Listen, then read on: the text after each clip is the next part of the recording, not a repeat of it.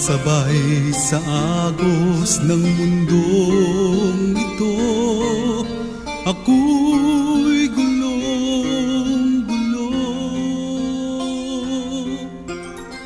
Tuburan sa panalangin, kini nga programa gimugna sa East Coast Gospel Mission, alas 6 hangtod alas 6:30 matag adlaw, aron ikaw matabangan nga maangkon ang tinuod nga kalipay, katagbawan ug kasiguruhan sa kinabuhi, ug nga kahatagan sa kasulbaran ang naghingapin nga mga kabalaka, problema, mga pangutana nga sa dugay ng panahon nakahasol pag-ayo kanimo.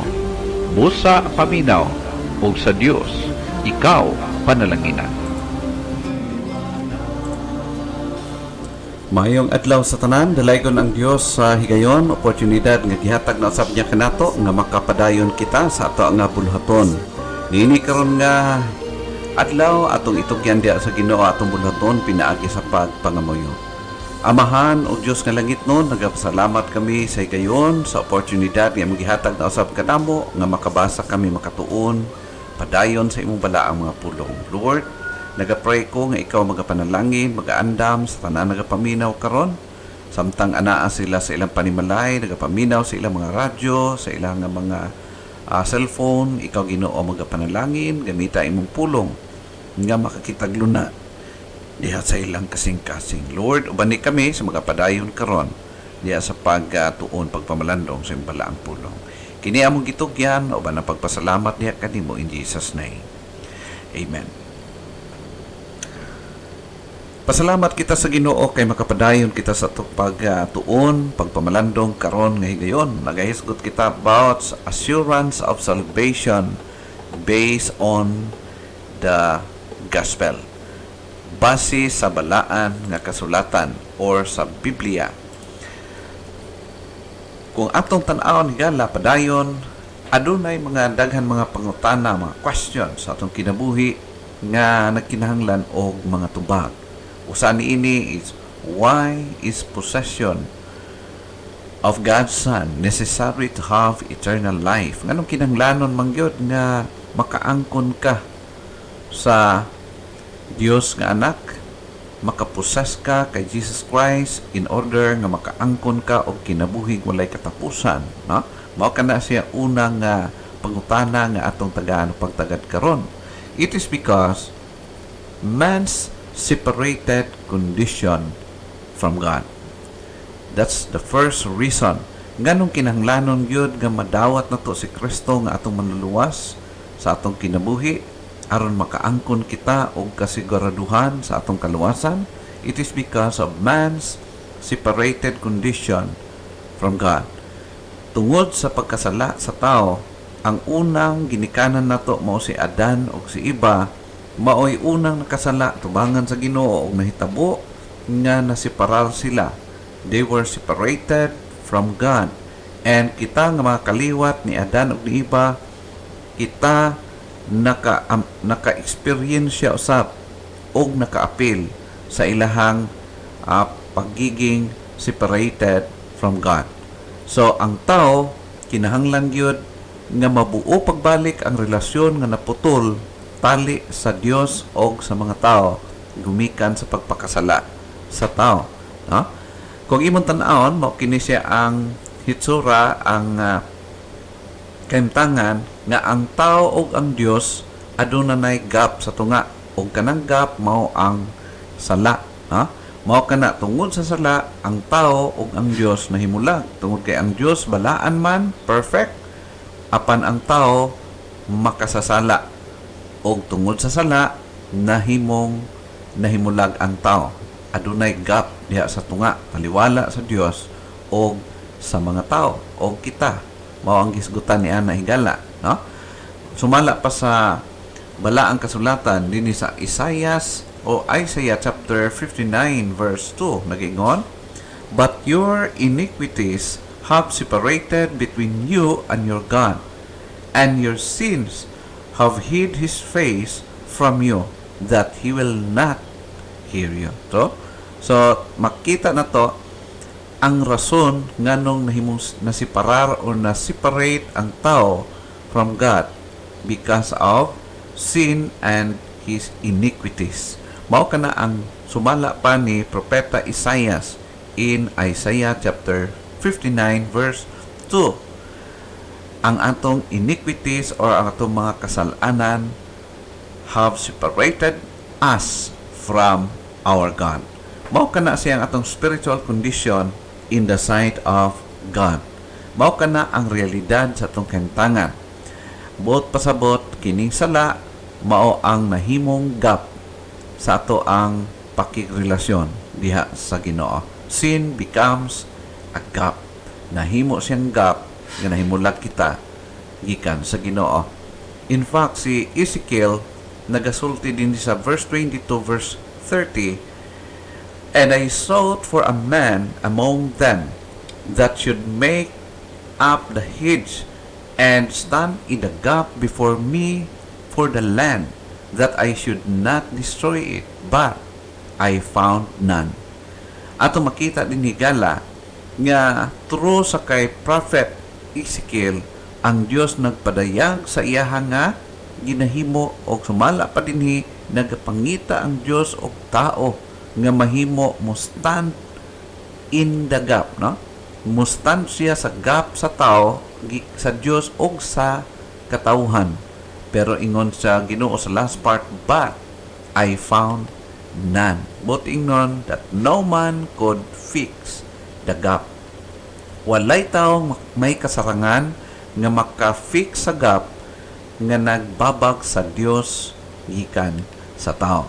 So, tungod kay ang pulong sa Dios nag-ingon that all are sinning before God. We are all sinners in the sight of God. Tanan gyud nakasala o nagpakasala in the sight of God. Ingon pa sa Romans chapter 3 verse 23, "For all have sinned and come short of the glory of God." Ingon ang pulong sa Dios, for all have sinned. Kung ikag all gani, walay exemption. Tanan kita guilty sa iyang atubangan. In fact, unsay testimony ni Habakuk, pagpamatuon may tungod sa atong kahimtangan, sa atubangan sa Dios, ingon siya, Habakuk chapter 1 verse 13, "Your eyes are too pure to gaze up upon evil, and you cannot tolerate wickedness." Mo na ingon ni Prophet Habakuk, na dili ang Dios sa pagkabalaan sa Dios, dili siya makatutok, dili siya makatanaw, dili siya mo-tolerate og sala diha sa kinabuhi sa tao. Now, of course, maghisgot kita sala o usap pud na kahilisgutanan kay daghan mga nagunahuna nga nagbuhat sila na ng butang apan wa sila nag-consider nga sala. But in the sight of God, ang Biblia naghatag og clear nga guidelines concerning ining mga butanga. That's why we need to read, to study the Word of God aron matsabta nato kung unsa daing mga butang nga consider sa Ginoo nga sala diha siyang atubangan. Na ingon ang pulong sa Ginoo nga ang Dios asya pure nga mga mata, limpyo putli nga mga mata, balaan og dili siya makatutok, dili niya matanaw og dili niya kaya itolerate ang sala. Bot ipasabot higala that God is holy and just. Sin and iniquities must be punished. Mao kana siya ang demand sa holiness and justice of God, that sin must be punished. Mao kana mo na ang pulong sa Ginoo sa verse 13, "And you cannot tolerate sin." So ang Dios dili gid niya itolerate ang mali. Sin and iniquities must be punished. Mao kana siya ang according sa pagsabot ni Prophet Habakuk concerning sa pagtratar sa Dios sa pagkamakasasala sa tao. Ang question is, why is possession of God's Son necessary to have eternal life? Nganong kinahanglan yun ang usa ka tawo aron makaligtas siya, makaangkon siya kaluwasan sa kalag? Kanong kinahanglan yun nga dawaton niya si Kristo? Ingon nga manluluwas tungod kay ingon sa Romans chapter 5 verse 8, "But God commendeth his love toward us, in that, while we were yet sinners, Christ died for us. Mao kana siya gala. Si Kristo siya ang mingdawat sa punishment nga para unta kanatong tanan. Tungod kay ang Dios balaan siya, justisya siya, og ang tao nakasala og nagpakasala diya sing atubangan, og ang sala must be punished. That's why nga si Ginoong Hesukristo maoy ning kapa, maoy ning dawat, maoy ning sagubang sa punishment nga para unta kanato. Mao kana siya ingon sa Romans 5:8, but God commendeth his love toward us, in that while we were yet sinners, Christ died for us.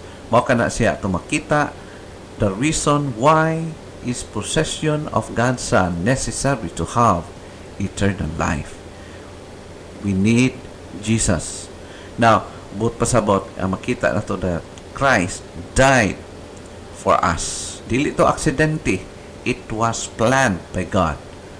Nga si Kristo magpakamatay sa cross aron ikaw ug ako higala matubos niya sa atong pagkamakasala. Why is possession of God's Son necessary to have eternal life? Because of man's separated condition from God. We are separated from God. Therefore, we need Jesus. We need the Son of God as our Lord and Savior. Ikaduha, because of the futility of man's works. Of course, bisan makasasala kitang mga tao, we are trying to make it right. Nagahimo kita paningkamot, albi na to na yung mga pamaaging masulbad atong problema. Atubangan sa Diyos, pero sultian kikaw gala, ang tanan natong effort, ang tanan natong paningkamot is futile in the sight of God. Futility of man's work. Nga naman, ingon pa sa pulong sa Ginoo, the scripture also teaches that no amount of human goodness, human works, human morality, or religious activity can gain acceptance with God or get anyone into heaven. Sumala pa sa daghang porsyon sa balaang kasulatan, walay igong maayong buhat sa tao, human works, morality, sa unsa pang klaseng religion you have now, nga mahimong rason nga dawaton ka sa Ginoo o malangit imong kalak, walay kung gikan sa tuwa, wala gyud higala. The moral man, the religious man, and the immoral and the non-religious are all in the same boat. So, pareho ratag isakyan, pareho ratag himtangan in the sight of God. Brothers, sisters, friends, pareho ratang tanan. Sa mata sa Ginoo, pareho ratang atong kapasidad. Pareho ang atong estado sa pagkinabuhi in His sight. In fact, sumala pa sa Romans chapter 3, verse 9 and verse 10. Ingon pa, what then? Are we better than they? No, in no wise. For we have before proved both Jews and Gentiles that they are all under sin. Klaro kayo, Ingon si Apostle Pablo, for we have before proved both Jews and Gentiles, Mahudiyo or dili Hudiyo, that they are all under sin. And verse 10, as it is written, there is none righteous, no, not one. So, gisulti sa pulong sa Ginoo nga wa gyoy mapili Mahudiyo man or dili Hudiyo. Speaking sa Hudiyo, mao kini ang chosen people of God. Gipili sa Ginoo in the Old Testament. O sa atong panahon karon, around the world, daghan mga taong wa nagtuog Dios. Itawag og mga Gentiles, pagans. They don't know about God. Og ingon paspulong sa Ginoo, Mahudiyo, religious or dili, consider sa Bible sa Dios as under sin. So, mao nga naingon pa, there is none righteous, no, not one. So, klaro kay gala ang gisulti sa pulong sa Ginoo Again, din sa Romans 3:23, for all have sinned and come short of the glory of God. Ha? So, that's why nag-ingon si Apostle Pablo sa sumala siyang gitudlo dito sa Ephesians chapter 2 verse 8 and verse 9. For by grace are ye saved through faith, and that not of yourselves, it is the gift of God, not of works, lest any man should boast. Klaro kayo ang pulong sa Ginoo nag-ingon, gasa sa Dios. Ingon pa sa Romans chapter 4 verse 2, for if Abraham was justified by works, he has something to boast about, but not before God. So, ang pulong din makita igala, the word if, no? For if Abraham was justified by works, kung si Abraham nahimo pang matarong at tubangan sa Diyos, pinagi siya ang mga buhat, wala, naasunta siya ikapanghambog, pero dili at tubangan sa Ginoo. No?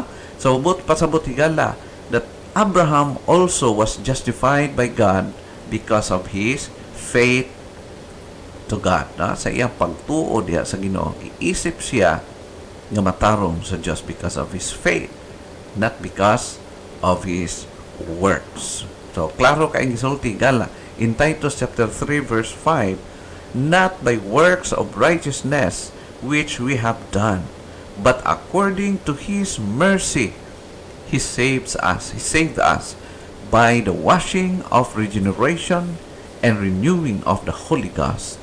So, klaro kaayong ingon sa pulong sa Ginoo, not by works of righteousness which we have done, but according to his mercy he saved us. Giluwas kita niya because of his mercy tungod sa kaluoy sa Dios, not of our righteousness, not of our works, but because of God's mercy. Very clear gisulti sa pulong sa Ginoo. Now, how can a person possess or have the Son of God?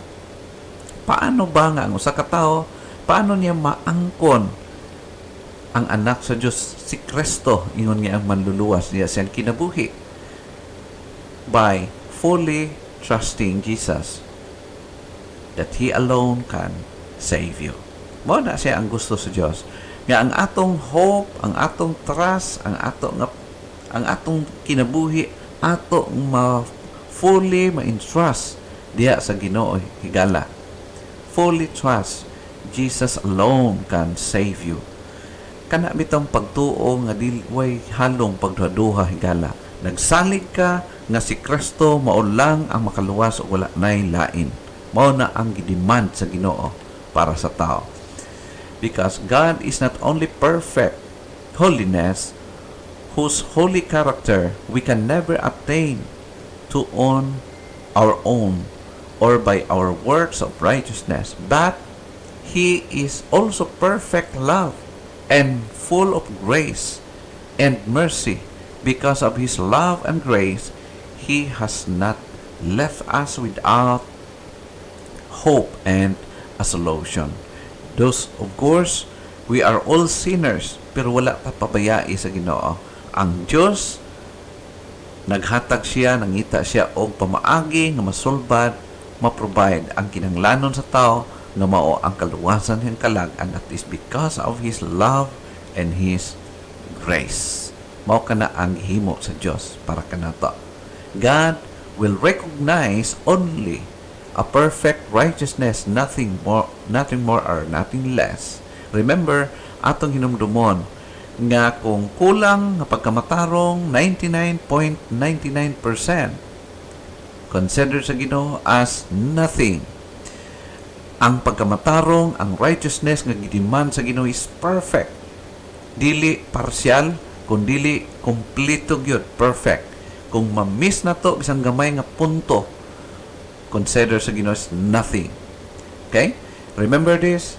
God will recognize only a perfect righteousness. Nothing more, nothing less. Mao na atong timan-an. Ingon pa sa Matthew, unsay gisulti ni Jesus Christ in Matthew chapter 5 verse 20. For I say unto you that except your righteousness shall exceed the righteousness of the scribes and Pharisees, ye shall in no case enter into the kingdom of heaven. Si Jesus Christ mismo nagsulti, nag-expound, siya ang lawgiver, then siya ang expounder, perfect na expounder. Na sumala pa ingon niya, except gawas kung ang inyong pagmatarong, except your righteousness shall exceed the righteousness of the scribes and Pharisees. Unsay bot pasabot ani gala nga portion, bot pasabot, the righteousness of the scribes and Pharisees were not qualified in the sight of God. Kung naa may buutan og matarong nga tao nga gi-consider nato ani-ani ang kalibutan na higala to make sure walay makalabaw sa pagkamatarong, pagkabuutan o pagkamatinumanon sa mga skriba o mga parisiyo in the past. Wala na'y makasurpa sa ilahang pagkabuutan, pagkamatinumanon when it comes to law and ordinances nga mabasa sa Bible. Wala na'y musuper pa kanila. Ingon pa pero ingon ni Jesus Christ, the righteousness of the scribes and the Pharisees were not qualified. Kulang, dili pwede. In fact, ingon si Jesus Christ, except your righteousness shall exceed the righteousness of the scribes and Pharisees, ye shall in no case enter into the kingdom of heaven. No? Kung ang ato nga performance, atong goodness, atong pagkamatarong, pag-obey sa law, pag-perform sa mga traditions or mga ordinances, mabasa sa Bible, kung diha nato basihan, ingon pa si Jesus Christ, kung ang imong pagtuman, pagkamatinumanon, o ang imong righteousness, di gani mo labaw sa mga scribag parisyo, di yung kakasulod sa langit. The question is, who can do that? Huh? Who can do that? Ang tubag is obvious. No one, nobody, except sa isa lang. No? Whose righteousness can qualify? Kung ingon-ani man ang sitwasyon, ang question na to is whose righteousness can qualify that demand. Ato mabasa sa Bible higala in the book of Matthew, the same chapter in previous verse, in verse 17. Think not that I am come to destroy the law or the prophets. I am not come to destroy, but to fulfill. Amen. Praise God. Si Jesus Christ mismo nag-ingon nga wala siya mo anhi aron gubaon yang balaod ug ang mga propeta. Ang ingon siya, mianhi ako aron sa pag-fulfill. Bot pasabot higala, after fulfilling the law, unsa gibuhat ni Ginoong Hesus, gituman ni Kristo ang balaod perfectly. Ingon siya, walay kudlit, walay kama nga dili matuman. Gifulfill ni Jesus Christ perfectly ang balaod for us. Now, after fulfilling the law, what He did, sa maghimo ni Kristo in Romans chapter 5 verse 8, but God commendeth or demonstrates His own love toward us, in that while we were yet sinners, Christ died for us. That's what Jesus did. Mao kana ang gibuhat ni Kristo after fulfilling the law in our behalf. Christ died for us. Nga naman, nganong kinahanglan sa mamatay? Kaya ang bayad sa sala is kamatayon. Therefore, gibayran ni Kristo o kamatayon ang para sa kitang tanan maligtas. Mao na ang reason. Ingon pa sa Romans chapter 1 verse 3, concerning His Son Jesus Christ our Lord, which was made of the seed of David according to the flesh, in verse 4, and declared to be the Son of God with power, according to the Spirit of holiness, by the resurrection from the dead. So ato makita gala nga si Jesus Christ ang iyahang nga perfect righteousness iyang gi-offer sa Ginoo for our behalf. And then He was resurrected by God as proof nga ang righteousness ni Kristo, ang sacrifice ni Kristo na accept sa Father. No? Mao kana siya. In fact, in Romans chapter 4 verse 25 nag-ingon, who was delivered for us, who was delivered for our offenses and was raised again for our justification. First part, ato makita, si Jesus Christ, He was delivered for our offenses. Jesus Christ, nagsuffer siya, nagpakamatay siya for our sake, on our behalf. Then, sa second part is, and was raised again for our justification. Ang iyang resurrection from pagkabanhaw niya from the dead, usa ka marka timailhan that His sacrifice was accepted by the Father, and we can be justified if we believe. Kung mutuo ka sa iyaha, musalig ka sa iyaha, madawat nimo ang pagkamatarong nga gikan sa Dios, dili gikan sa to, but from Jesus. Okay? Kumaw ka na. In fact, in 2 Corinthians chapter 5 verse 21, nagaingon, for He hath made Him to be sin for us, who knew no sin, that we might be made the righteousness of God in Him. So, ato makita nga si Kristo nga balaan, ipakasama sa Dios nga siya nakasala parehas kanato. Ipasan niya ato mga kasalanan. Ang blame naa sa iyaha, dito gihapak sa Father sa iyaha, in order na kita makaangkon, makaambit kita sa pagkamatarong na iya ni Kristo.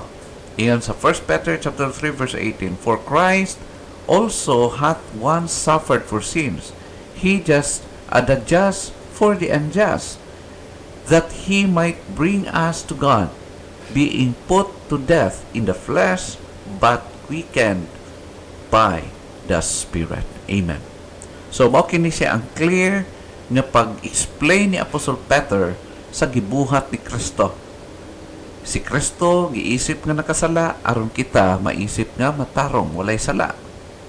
Siya nagpakamatay aron kita makaligtas gikan sa impyerno. Sa iyang pagkabanhaw, nakaangkong kita pagkamatarong. Huh? So, how can a person possess or have the Son of God? Una, by fully trusting Jesus alone can save you. Fully trust Jesus alone can save you. And number 2, accept Jesus into your life. Itong yan imong kinabuhi kay Kristo. Paharia ang Ginoo diya sa imong kinabuhi. Ingon pa sa John 1:12, but as many as receive Him, to them give Him power to become the sons of God, even to them that believe on His name. You need to accept Jesus. If not, then you don't have Savior. Unless nga tuuhan nimo totally, itugyan nimo imong kinabuhi kay Kristo, assure ka na naa kay manluluwas.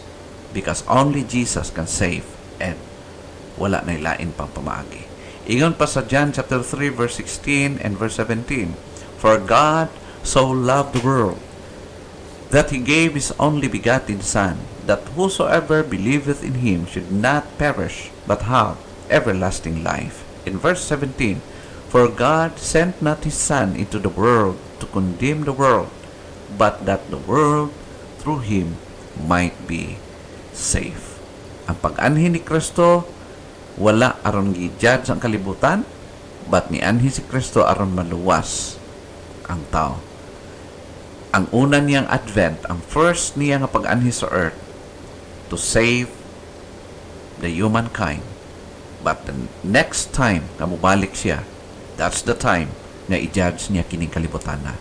Higala, imo na bang gisaligan si Jesus Christ nga imong Savior? Gidawat mo na ba siyang imong manluluwas? If so, kung nadawat mo si Kristo, gisaligan mo si Kristo sa imong kasing-kasing, assuredly, moingon ako kanimo, you have the Savior, then you will be safe. And no doubt, iyaha ka sa Ginoo. That's what we have learned from this lesson this morning. Assurance of salvation based on the gospel. Part 2. Hinaot pa higala nga gi-bless ka sa pulong sa Ginoo. Magaampo kita. Amahan, salamat sa tanan nga nagapaminaw karon. Salamat o Dios sa imong pulong. Hinaot pa nga sayon nga sasabtan sa matag usa wala kay gipili Ginoo ang tao nga motuo, maghinulsol siya mga sala, mosalig kan Jesus Christ nga mao'y bugtong manluluwas ug mutugyan siyang kinabuhi, dawaton ikaw niya Ginoo nga mo'y maghari siyang kinabuhi. Maghatag kag katungod nga siya mahimo nimong anak ug ikaw magdominar siyang kinabuhi. Lord, i-bless ang tanan naminaw karon. This we pray in Jesus' name. Amen.